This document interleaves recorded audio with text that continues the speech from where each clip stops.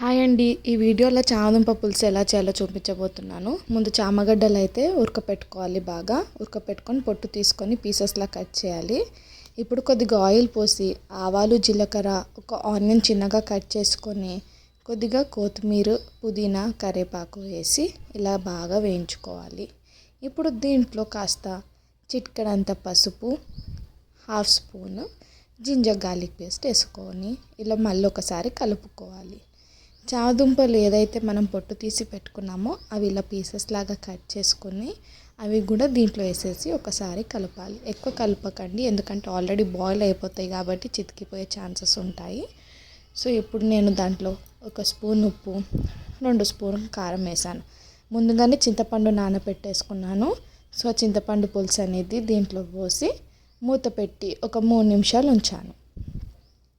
3 నిమిషాల తర్వాత మూత తీస్తే ఇలా ఉంటుంది. సో ఇప్పుడు దీంట్లో నేను కాస్త ఏం చేశానంటే జీలకర్ర పౌడర్ వేసి ఒక 2 నిమిషాలు మూత తీసి ఉంచాను. అంతే, ఎంతో యమ్మీ అండ్ టేస్టీ చామదుంప పులుసు అయితే రెడీ అయిపోయింది. ఈ వీడియో మీకు నచ్చితే కనుక like, share, comment and subscribe to హిరణ్య రుచులు.